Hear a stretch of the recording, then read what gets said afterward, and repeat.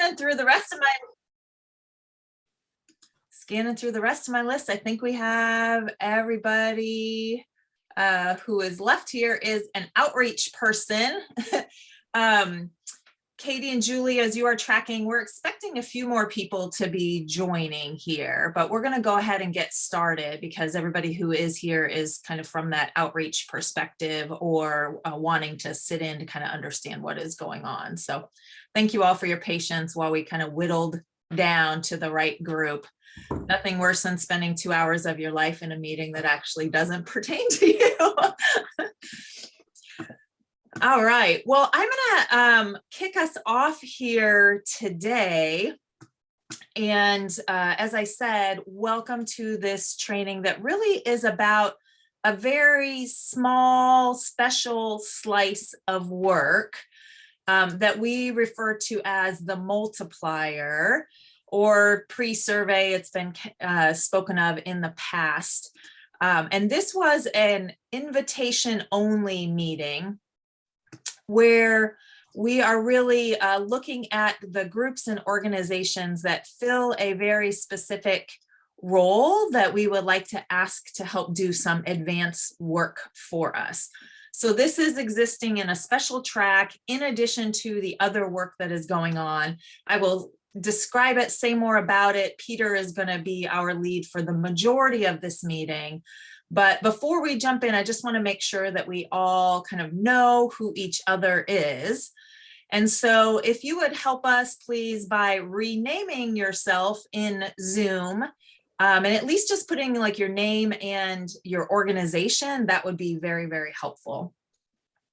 I think I've met everyone. I am Kathy Barco with Aspire Consulting. I do coaching and consulting services and am one of the project managers here for the 2022 point in time count.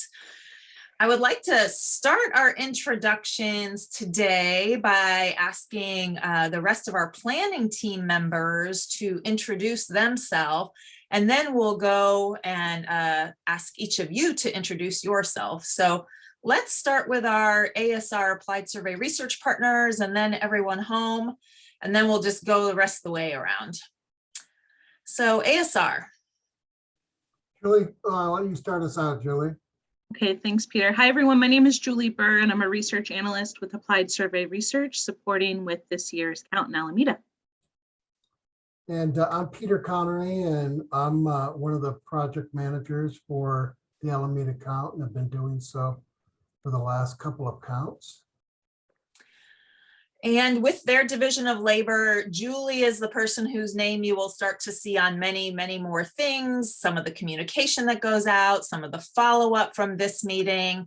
It'll largely be Julie, maybe Julie and Kathy tag team for a while, but Julie will be the point person on much of the actual implementation of our methodology from the Applied Survey Research side. And then our partner from EveryOne Home. Hi, everyone. My name is Katie Hayward. I'm the Director of Research and Data Analytics for EveryOne Home, and great to see many of you I've been communicating with, so welcome.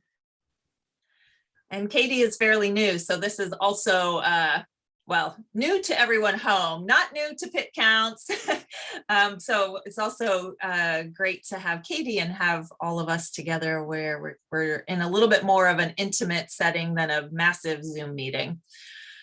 Also on our planning partner side, there are some other partners at the county level that are very involved in this prep work and prep time for the point in time count. Our main partner is Alameda County Department of Housing and Community Development. There we are working with Michelle Sterrett and Natasha Paddock as kind of the administrative side of this project, but also Riley Wilkerson and the HMIS staff that are leading some of the sheltered count work that will be happening in Alameda County. We also are working with the Office of Homeless Care and Coordination, and they are assisting with bringing in other of our county funded partners and are our liaison for our COVID accommodations, working with the Public Health Department and the Healthcare Services Agency so that our methodology as we're rolling out has that review and the blessing of the public health department to make sure that we are remaining compliant. So that's the folks that are working weekly and daily behind the scenes on all of the prep and planning work for homeless count.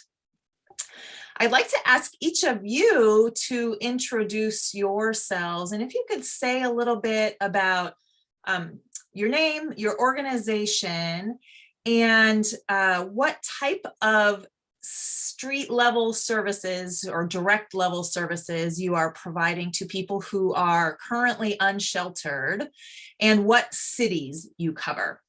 So name, organization, just a description of the direct level services and what cities you operate in. And we'll kick off with Margaret Ann. Hi, everybody. My name is Margaret Ann Fortner. I'm the Senior Program Manager at CityServe of the Tri-Valley. We serve Livermore, Pleasanton, and Dublin, those 3 cities, and we're contracted through those cities to care for people in crisis, connect them to resources, and coordinate with other organizations so that they can move forward out of crisis and gain some stability. We do serve housed and unhoused individuals. For our unhoused individuals, we do care coordination as well as outreach services and work with different organizations. We have 3 pop-ups weekly where individuals can come and get help getting connected to services and resources as needed. And they're all in Livermore, Pleasanton, and Dublin. Thanks, Margaret Ann. The Operation Dignity Group, Katie. Hi, everyone. Katie Derrick from Operation Dignity. We provide street outreach services in Alameda, Oakland, and Emeryville.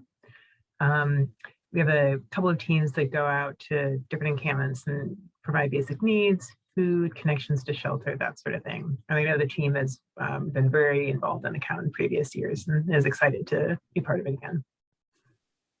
Thank you. And then Veronica and Lois. Do you want to go first? Okay, I'm Veronica Cole, working with the City of Alameda, and we work with Katie and Operation Dignity along with other organizations to we have a coordinated outreach team that serves the homeless. It's a collaboration of different agencies. We also have warming shelters that we're funding, and we work with Village of Love, who has a homeless shelter that includes safe housing, emergency overnight shelters, and a day center. And we work with lots of other support services for the homeless as well. We're going to be the primary coordination point for the City of Alameda. Mm-hmm. All right, so as I'm looking at city coverage, we have the East County covered, Livermore, Pleasanton, Dublin, Alameda, Oakland, and Emeryville. And who I see who isn't here today, a couple of groups, Abode Services, RSVP that they were going to be able to attend, and they're not quite yet on yet. I'm saying this mostly for Julie and Peter's orientation. And also from the Mid-County Bay Area Community Services, BACS RSVP'd and are not yet on. And then we have some representation from Berkeley as well. So we're gonna move ahead and just kind of get started as part of the reason we are recording this so that those who weren't able to attend have an option for a video training should they choose to watch that, as we help make sure that we've got all of this countywide coverage for this actual multiplier work that we're going to do. The goal of our meeting today is really to forge ahead and get commitments from you, Margaret Ann, and you, Katie, to really work with this process to conduct some unsheltered structure count and some of that research for the multiplier. Let's stop share, wrong share.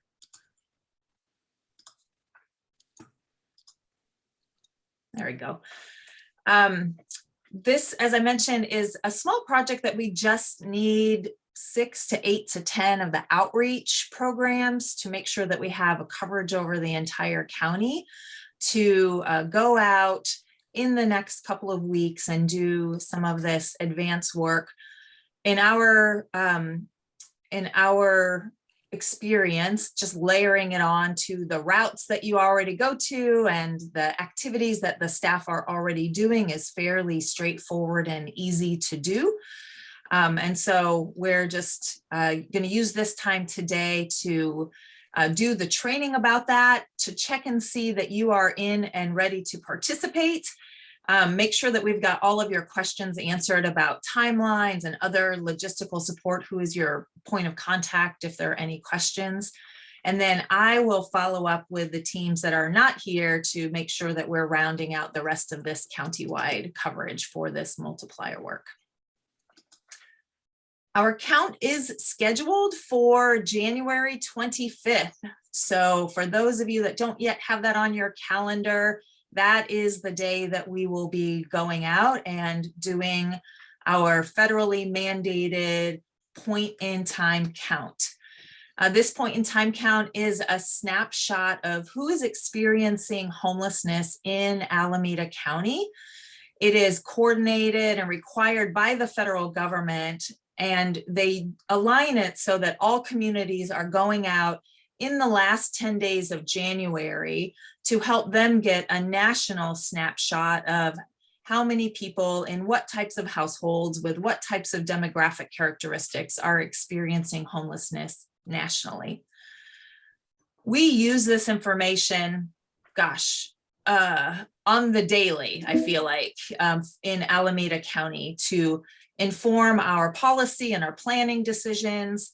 It gets used in allocating money between different cities or various regions of the county. We use it as a trend line to evaluate, is homelessness going up or down in Alameda County, and to help us think through and hypothesize how we can round out our service delivery system to create a reduction in homelessness. The count also helps us build public awareness and is a great opportunity to rally our communities and our providers and our elected officials together really around this national crisis of lack of housing or adequate housing in our local cities and counties. Normally we call this our EveryOne Counts initiative. So you may hear it referred to sometimes as the point in time count. You may also hear it referred to as EveryOne Counts. Sometimes we shorthand it and call it the PIT count or the PIT. All of those are synonyms for this effort that we are doing. One of the reasons that this count is highly anticipated is that we were not able to go out and do the count in 2021. So historically, since 2003, we have done this count every year on the odd years since 2003. And with COVID in 2021, we were in quite a big surge coming off of the holidays in January. And so we elected to utilize the waiver option that HUD provided, and we were approved a waiver from having to do the count in 2021. So more than ever, we are looking forward to the 2022 data because it will be the most current information that we have since our last count in 2019. HUD has a very specific set of definitions about who is included in our sheltered count and who is included in our unsheltered count. And it that part is notable, kind of who is included, but what also is very notable is who is not included. And this count does not include people that are staying from place to place or doubled up or in overcrowded situations. It also cannot include people who, even if they were homeless before going into an institutional setting, we are prohibited from counting people who are in institutional settings like treatment programs or rehab or skilled nursing facilities, mental health facilities, jails. And in addition to that, we do not count people who are at imminent risk of homelessness due to an eviction or foreclosure. So we are literally just looking at people that are in sheltered locations such as emergency shelters, DV shelters, community cabins, transitional housing programs, winter shelters.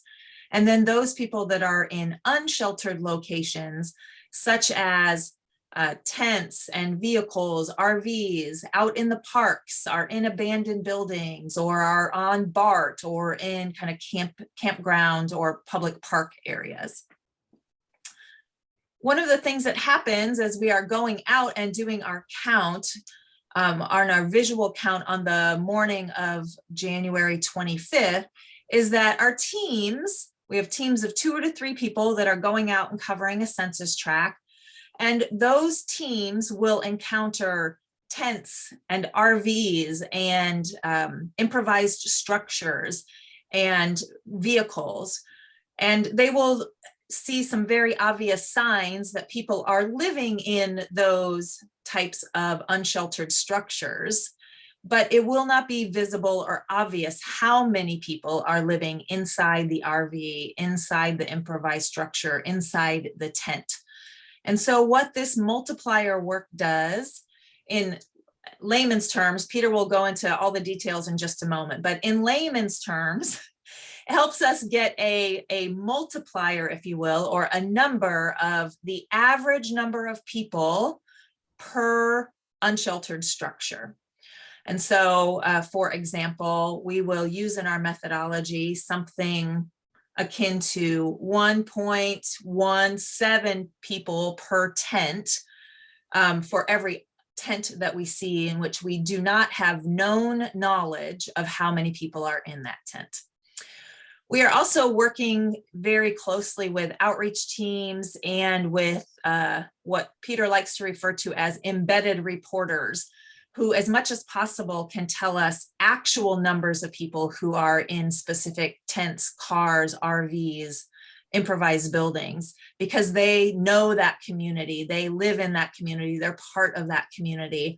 And that those people who are experiencing homelessness and have that intimate knowledge are working with us as part of our count teams. But as much as we're trying to embed and increase that embedded knowledge by hiring guides who are very familiar with that, there are just some places where we are going to have to use in our methodology these statistically derived multipliers that help us understand what our count is when we are not able to make a visual count.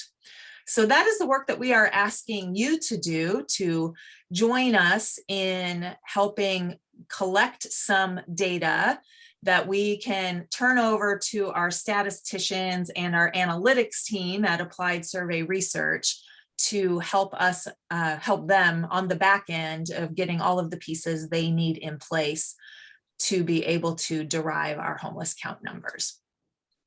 So the purpose of today's training really is to train you, outreach teams, on the forms that we would like you to use to be able to go out and collect this data. Peter will be sharing all of the information in terms of how to do that work, how many pieces of data we're asking you to collect, how to think about the cities that you cover in those regions. And so with that, Peter, I'm going to turn it over to you. Yeah, and Kathy, can you pull up on the screen the pre-count log form while I do that? So as Kathy mentioned, the overall strategy that we employ in the Alameda point in time count is what's called an observation-based count, followed up by a detailed survey. And as Kathy mentioned, one of the challenges with an observation count is that in the early morning, especially when we're doing the count, there'll be a lot of instances where the teams, the enumeration teams that go out will see situations where there are active occupied tents or vehicles, but without violating privacy or potentially, engaging in an unsafe interaction. the exact number of persons in those locations is not evident to us, and therefore, what do we put down on our point in time count tally sheet, if you will. So what we have done to address that issue has been to use a statistical inference on the number of persons in these location types, these places, if you will, and using a survey-based method where we ask a respondent to tell us where they sleep normally, and in particular ask them if they sleep in the 4 or 5 type areas that are common to us during our point in time count, how many persons stay with them in that location type. So if I could blur it up a little bit, Kathy, with the last one. Yeah, that's better. So we have 2 sources of this information. One is the general survey, which is done throughout the county in the weeks after the point in time count, where anyone that responds that they sleep in a tent or a vehicle is asked how many persons are normally staying in that location with them. And then the second source of that information is this pre-count effort. And the reason we do a pre-count effort is because we want to get as many cases as possible so that we have a more statistically reliable average number of persons per place type. Because in 1,000 surveys, for example, we don't always get a ton of responses of people that are in these places that tell us how many folks are there. So we like to expand that pool of knowledge by doing the pre-count. So in the 2022 effort, we are looking to document 250 cases throughout the county of persons living in a tent or a vehicle, and get greater specificity on the number of persons in those location types. So this is the core form that we'll be using, and I'll just briefly go through it and I'll come back to it. But this is the type of thing that would be given to somebody in your service area, an outreach worker in your service area, and they would approach any person in an outreach capacity that was living in these these 2 basic locations, tent / improvised structure or a vehicle, and then either directly observe or ask a representative of that structure type how many people were in that particular location, and you'd fill in the bubble. And then additionally, we're asking this year if there are families present in that location type, and how many families there are, and how many under 18 children there may be in that location as well. So throughout the county, we've established a quota based on looking at where these location types are distributed throughout the county based on 2019 data.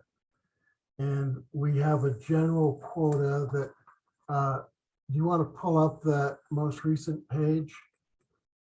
We have a quota that is for 250 of these observations to be done. And in particular, in the locations that you're you're in, the quota is frankly not that high. So for Alameda, based on previous assessments, we need about 5 of these observations documented. And then you can see it in this left box, what the various quotas would be to reach our 250. It's important to know that the overall multiplier number will be derived from the work that you're doing to achieve this 250 count quota, the 2022 survey results, and then we also use the survey and pre-count results from the efforts of 2017 and 2019. So that helps build up our N, and that's approved by HUD to be able to do that. So this simple observation for 2022 that you may be responsible for is part of a much larger and long-term effort to come up with an accurate multiplier.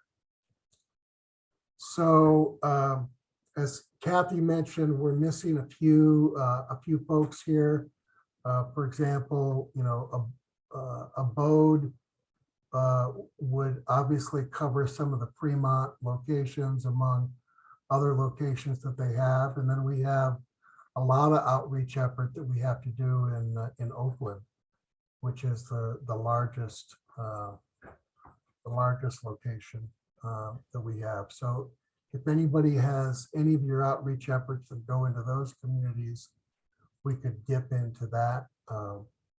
Operation Dignity. So Katie, who is on the call, is Oakland's primary outreach arm. It's actually Oakland's only funded, the only one that the city of Oakland funds. All right, great. So in addition, they've got Emeryville and Alameda. Oh, okay, great. So that's awesome. So obviously there's a pretty good chunk of surveys to be done there. And again, 250 all the way across the county. So the box on the right is a list of the instructions for the form. And I think it's pretty straightforward. Your outreach person would go up to one of the structure types that are on the form. That would be a tent, some makeshift, tent structure, cardboard, tarps, what have you, or a vehicle that they came into contact with. And then we asked them to identify the specific type of vehicle. And we have 3 categories there: car, RV, and van, where the multipliers are slightly different. And then engage with a representative of that location observation type, and basically just write down the number of persons that are in the location. And then also determine if there are families present, and then there's a place to document the number of families and the number of children at that location. And for every instance that you're able to document, you just fill out a separate row. And that's, so in the case of, Alameda proper, for example, you might have one outreach worker that was given this task, and he or she would take one of these forms, write their name, what agency they're with, the contact phone, and maybe an email. And they would go up to 5 of these vehicle or tent types, and then document the response, and then turn it back into whoever was coordinating that effort. And then effectively you would be done. We could probably do a few more if you like, if somebody really is starting to have fun with this, but at the bare minimum, that's what we need. And then you can if you have an outreach agency that's more expansive and can work, beyond these, beyond this, let's say, specific city area that you're talking about, we can go ahead and do that. Just let the coordinator, Kathy or Julie, know that you're dipping into another territory, so we can, ballpark keep track of how we're doing towards our quota goals. As far as locations go, we asked the street address, which is important, but the city is probably more important than the actual street address. Cross streets are okay. And then, I won't read all these instructions, but there is in number 3, a little spiel that you can offer if your outreach worker needs to explain the purpose of the event. And then items 4 and 5 are really how to interact with the form. It's pretty straightforward. And then once you've completed, again, just have your outreach agent or you as a coordinator let Julie or Kathy know where you're at regarding your quota achievement, and then hopefully get this accomplished by December 15th. And if this is too short a time frame, we'll show grace and flexibility as much as we can. We should be able to offer some flexibility there, but as you can see, for some of you, it's a fairly manageable quota. We don't think we'll need more than 10 to 15 days to get this accomplished.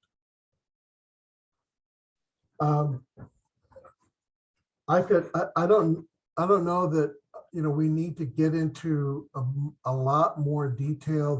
These forms will be emailed out to the attendees of this call and will be available to those that have shown interest previously.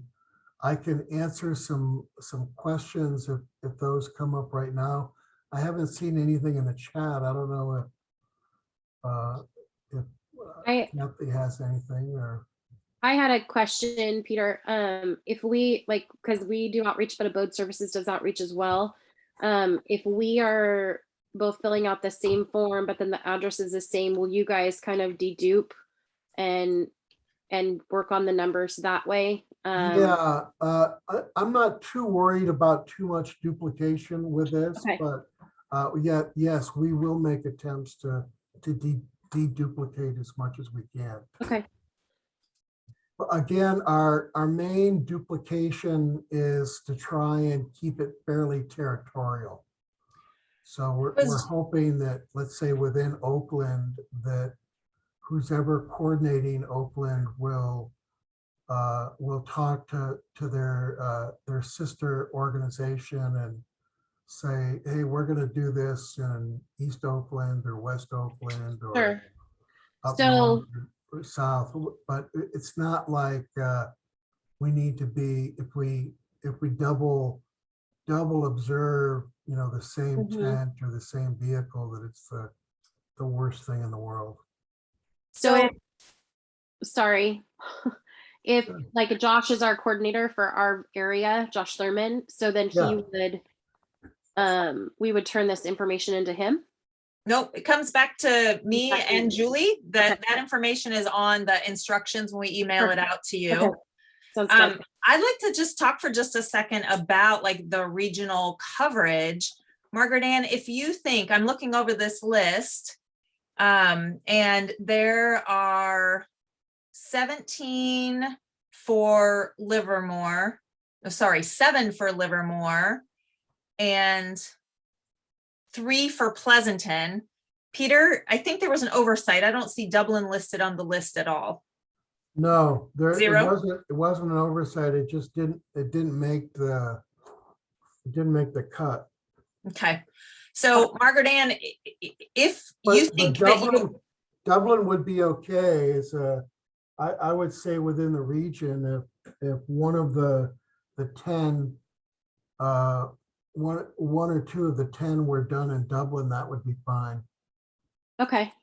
No, we want to touch all 3 cities. We have a good idea of where people are located because we're constantly out in the community, just checking on people and stuff like that. So that I don't think that's an issue. So yeah, I think that we can do that. And I can connect with Alex from Abode on it too, so that we're not duplicating. The other thing I was going to ask Margaret Ann is if you think you can hit 10, just 10 in the multiplier form, then I will talk to Alex about having him cover like the Fremont, Newark, and Union City area. And then we'll know that there isn't duplication. If you're doing the 3 cities, and then that frees them up to do the South County. That's totally fine. We can totally do that. It doesn't seem like too big of an ask over the next week or 10 days or so. No, because we're already out there every day anyway. So it's just going to be part of what they do. Yes. Yeah.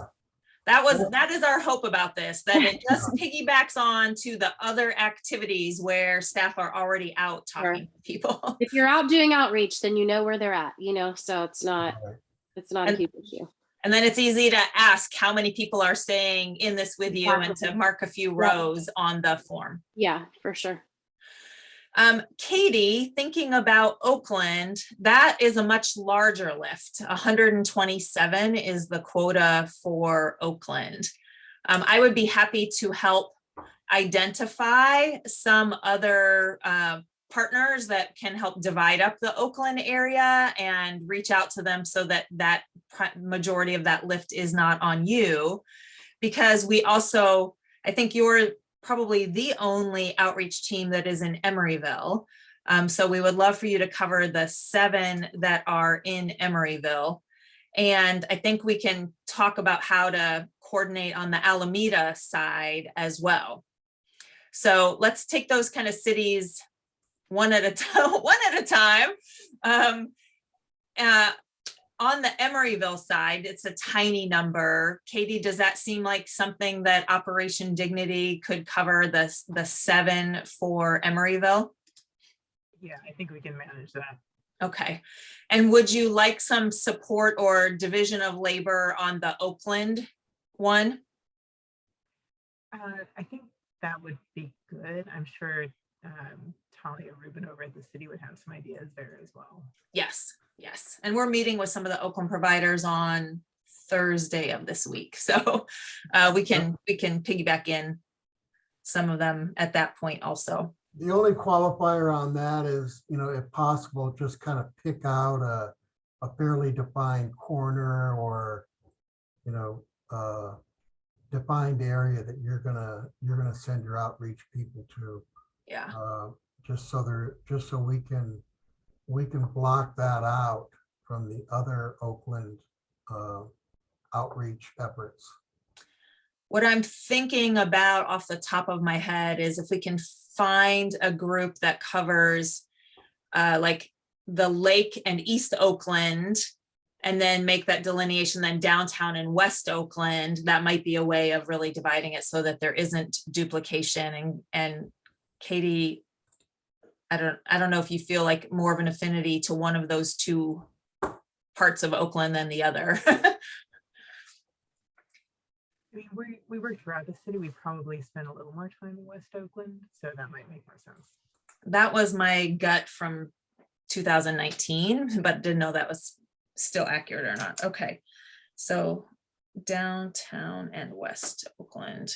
All right, I will work to help find an East Oakland partner on that. I've got a couple folks in mind already. And then with relationship to Alameda, 5, very low quota there for Alameda. Veronica, Katie, Lois, any ideas on covering those 5? I think that Daniel can cover them. He's our outreach worker. But I think that we should probably do more than 5 because our population has grown so much since the last count. Yeah, I think it's okay to go up a little bit more than what's on your quota. If it's not a trouble.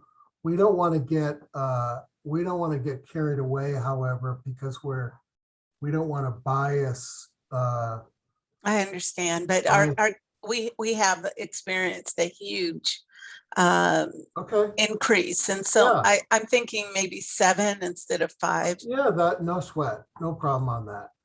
That makes sense. And if you need to, if you're feeling really crazy, Lois, you can go 8 or 9.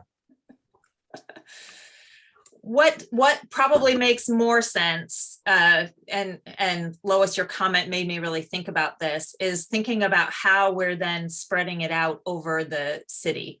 So what we would not want to do is to go to one, neighborhood or one large encampment and sample all 5, 7, 9 people from there. As much as you could divide up your people that you're asking to be across the city, that I think would be better to ensure that you have a more accurate representation. We are also hoping that you do capture some families when you're doing this work. We know that you'll likely find the majority singles, but also some multi-adult households, and perhaps some families with unsheltered families with children, minor children. In our 2019 count, it started in 17 and we started continuing to see this in 2019, is that part of when we were seeing these larger groups living together, they were often adult children of their parents who were all living together. So while they were their children, they were not minor children. You might have a 20-year-old and a 25-year-old with their 50-year-old mother and 56-year-old partner that was with them. So we have families in hotels right now. Would they count?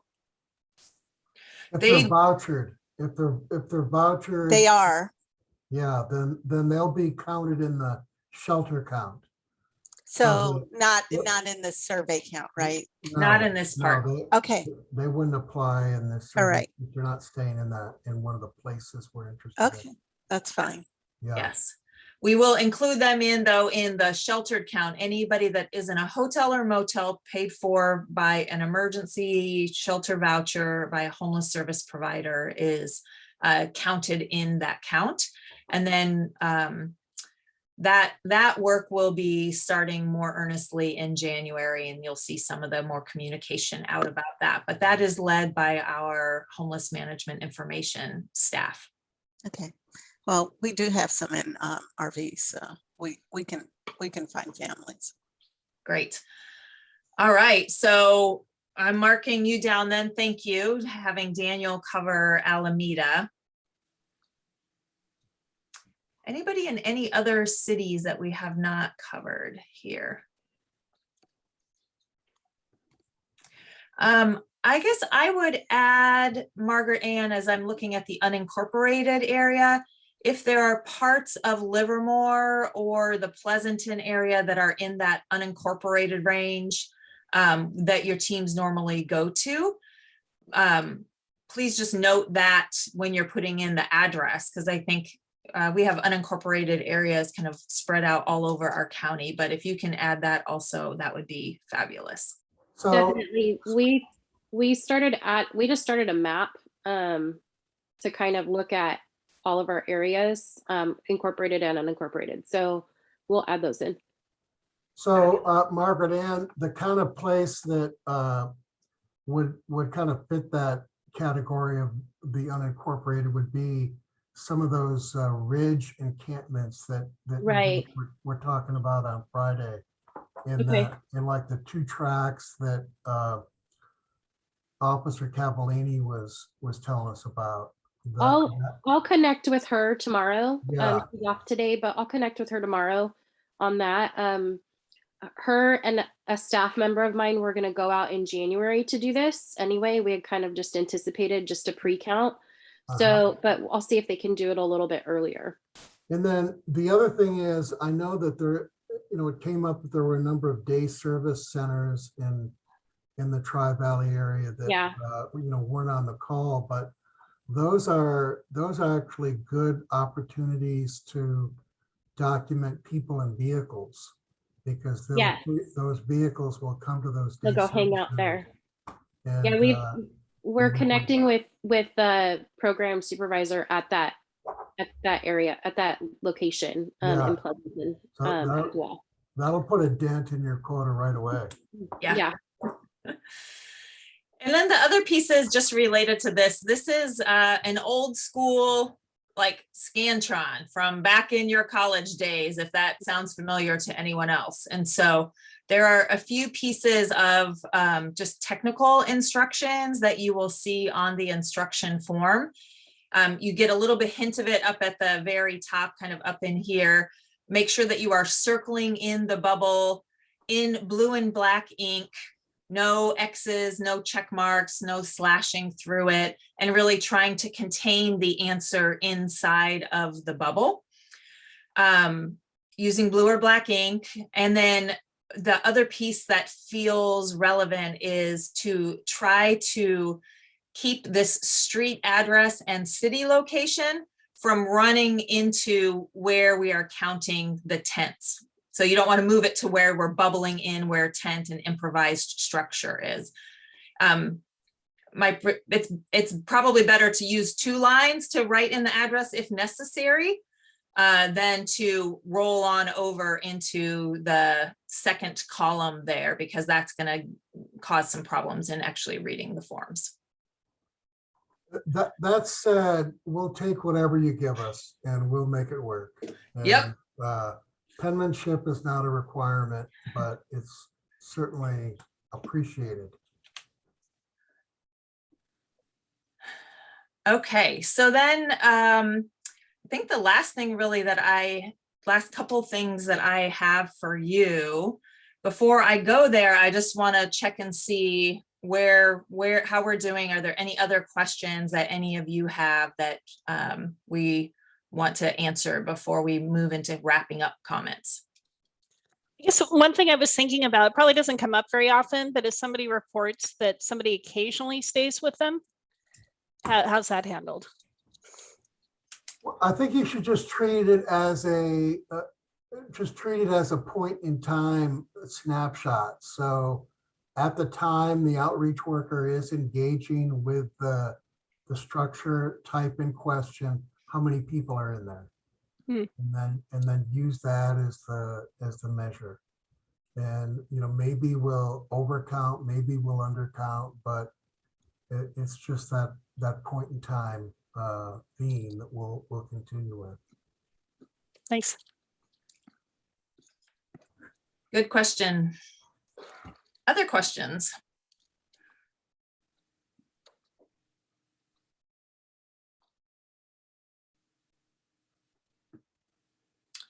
All right, so I'm gonna then just point us ahead to a couple of things. So to the degree possible, you can have this work done by the 15th. That would be helpful. We're trying to collect as many of them back as we can, kind of before folks start to wind down for holidays. And if you need a little bit more time, please do ask. As I said, this is more just like gauging where we're at and being able to collect what we have and assess where we need to boost a little bit more effort, if at all, into the new year. And so if you're not able to get it done, or if you need a few more days, we can really extend up into like the 22nd with no problem. So just please communicate if there is any reason that extra time would be helpful. I'm particularly thinking in the Oakland numbers that the 15th might not be as reasonable, but maybe the week following could be a more reasonable timeline. So, so that is that. By the 15th, to the degree possible, instructions will have Julie and my email on it. We'd ask that you email it back to both of us. And all of the other form and instructions will be emailed out to you today to get started on. Feel free to print and photocopy what you need in order to be able to use it. And then there are other meetings coming up that I just want to also just reference and make sure that they are on your radar and on your calendars. I think they mostly are. This week, we are continuing our regional coordination meetings. We are working with South County a little bit later this afternoon. Tomorrow, Veronica and Lois will be hanging out with you and all of the rest of the mid-county cities. We'll be working with Berkeley, Piedmont, Emeryville, and Albany on Wednesday, and then Oakland on Thursday. So, Katie, I say this particularly for your point of reference where you sit in both mid, north, and Oakland regions.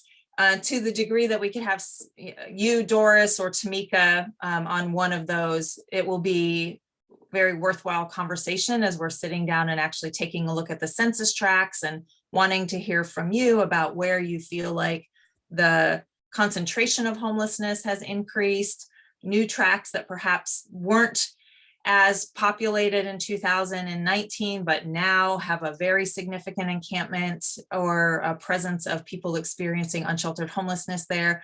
And then ideally to start to identify which census tracts your teams cover so that we can parse some of those out to the respective outreach programs. So those are the meetings that are all coming up this week that really starts to break down our countywide planning down into these bite-sized chunks by region where we're slotting in outreach teams and other community programs to cover specific tracks. And then next week on Monday in this same 12 to 2 time slot, we will be hosting the coordination meeting for outreach teams and city representatives and providers that serve on that kind of on the ground work. So we'll have 2 hours then as well for checking in on how that regional planning is going and doing some problem solving together in that meeting. So if there's anything that comes up that you all are unsure of, we'll be regathering in a week to address those questions if it's about larger regional planning. If there's anything that comes up in the meantime about this multiplier work, please do not hesitate to reach out. I think you all know how to get a hold of me. And I'm fine with cell phone calls, even if you want to text a question or email, any of those ways really work for me for getting answers back to you as quickly as possible. So that's what we got coming up in the next couple of weeks. We're trying to get as much of our prep work in as we can before things start to slow down. And then our volunteer link will go live later this month to get volunteers signing up as well. So there's a lot of homeless count stuff happening in December. That is all I have for folks. I am excited that we are ending a little bit early today. Are there any other questions before I say goodbye to you all? Just wondering how I can sign up for next week's meeting and get an invite. Yes, I think. Are they coming on the same day or are you sending them ahead of time? Because I got so many invitations today and I'm not sure. Prior to this, I didn't have any prior to today. These will come from EveryOne Home, and it will be one of their structured emails to please RSVP. And then as you RSVP, that will get you signed up. The meeting invitation for that has not yet gone out. Okay. So it will be going out in the next day or two. So keep your eyes open for that, and we'll send reminders to those that have not RSVP'd. So we'll work to get everybody included in that. Okay. And I think I wasn't on the original city group, so it'd be appreciated if you can make sure that I'm on your list. Excellent. We will do that, Veronica. Thank you. Now you might have the opposite problem where you're getting too many things from us.